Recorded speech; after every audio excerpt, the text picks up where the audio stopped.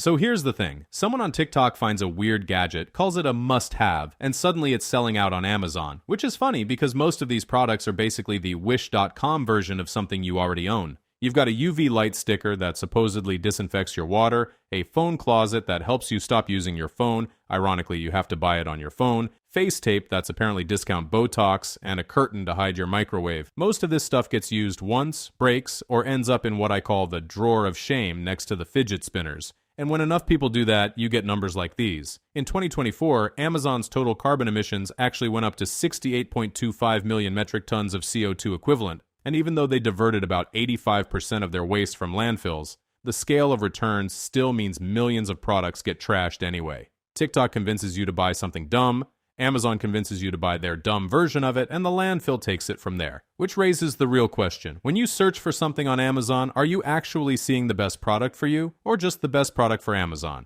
And here's where things get interesting. Let's say you ignore TikTok and just go on Amazon to find something normal, like a microphone. You type it in, and what's the very first thing you see? Amazon's own Basics mic, right at the top, with a nice little banner that says featured from Amazon brands, as if that's some kind of award and not just Amazon giving itself a pat on the back. And it's not just microphones. Try monitors. Amazon puts theirs first at $147, then right under it there's an Asus monitor with 30 times the reviews, a sturdier stand, brighter colors, and it's cheaper. But guess which one gets the spotlight? Yeah, it's not that Amazon Basics products are bad. They're fine. They just win because Amazon controls the scoreboard. And once enough people buy them, Amazon gets to slap on the bestseller badge, which makes even more people buy them, which makes Amazon say, see? We told you it was the bestseller very smooth. And when they're not pushing their Basics brand, they're handing out Amazon's Choice and Overall Pick badges, which sounds like they're guiding you to the best product, but really it's just them making up their own rules. And surprise, their products always seem to pass the test. And what happens after you buy all this stuff? Returns. They sound nice in theory. Buy whatever you want, and if it doesn't work out, just ship it back. On Amazon, though, that safety net feels more like a trap door. In 2024, about 17% of all online sales were returned. That's around $890 billion worth of people buying something and then deciding they didn't actually want it. And the stuff that comes back, it's not just wrong sizes. Sellers have opened boxes full of bricks, totally empty packages, and baby gear still dripping with milk. But the all-time champion? Dirty diapers. Amazon actually resold one as new. The customer posted about it, it went viral, and the small family business behind it almost collapsed overnight. Imagine spending years building a brand, only for Amazon to ship biological warfare with your logo on it. For sellers, this isn't just gross, it's devastating. Handling a return eats up about 30% of the product's value. Since most sellers only make around 10% profit, one return cancels out 2 or 3 good sales. Basically, your refund is their unpaid internship. Amazon's fixes don't inspire much confidence either. They've added new fees, slapped frequently returned warnings on products, and sometimes just tell customers to keep the item, which is corporate speak for sending it back costs more than it's worth, so congrats, you own it now. But here's the twist. None of this is Amazon's main moneymaker anymore. Amazon has gone all in on AI, dropping over $70 billion in a single year on GPUs, data centers, and whatever else makes investors feel warm and fuzzy inside. Which is funny because nobody's really sure what Amazon is doing with it. Maybe building smarter warehouses? Maybe building the world's most expensive Alexa that still can't understand Play Drake. Or maybe it's like Blue Origin. Spend billions shooting rockets into space just to prove you can. Except instead of launching Bezos into orbit, they're launching shareholder money straight into Nvidia's bank account. Why gamble so hard on AI?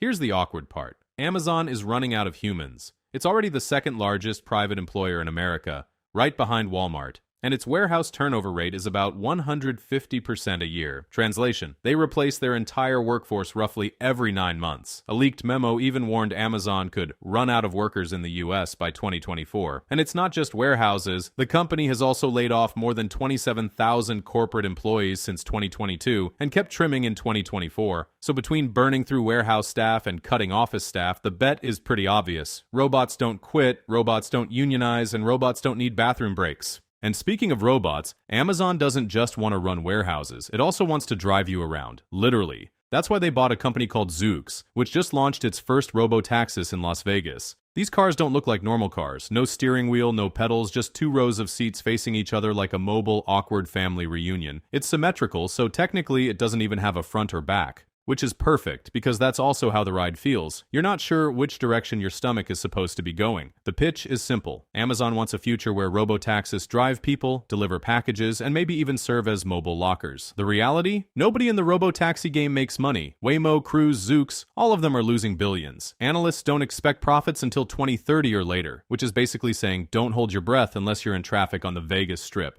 But here's the thing. Amazon loves long bets. Prime lost money for years. A WS looked like a side hustle until it became their biggest profit engine.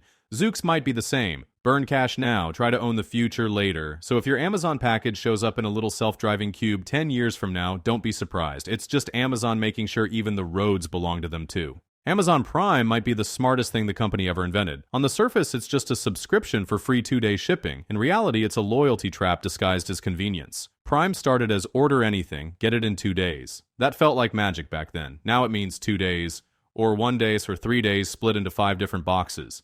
And somehow you're still impressed when it actually shows up on time.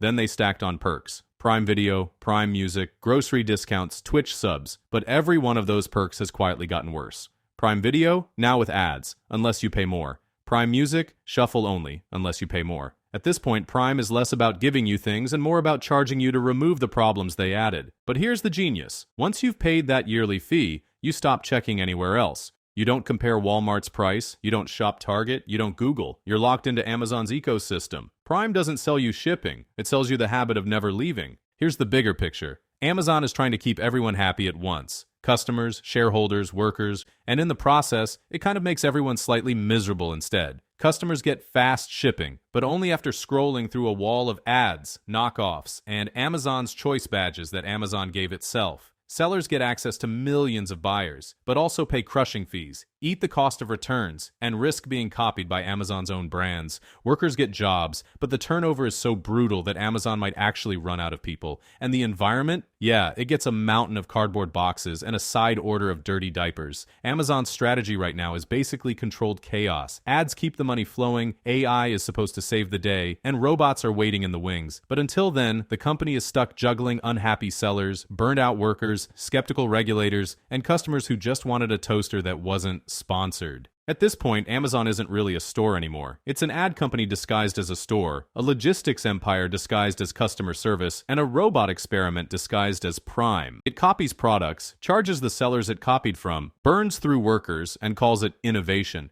And somehow it still works. Because even after hearing all this, you'll probably order something from Amazon by the weekend. That's the trick. Amazon doesn't need to be loved, it just needs to be unavoidable. And in the end, that might be the scariest product Amazon ever sold, itself. But hey, if Amazon has figured out how to control the world, maybe it's time you figured out how to control your money. That's why I made this simple finance budgeting template. Just plug in your income and expenses, and it shows you exactly where your money's going. No confusing apps, no subscriptions, just one clean sheet to finally get your finances together. And here's the best part, it's free. Or if you want to support us, you can pay whatever you want. Start building your first real budget today. Links below.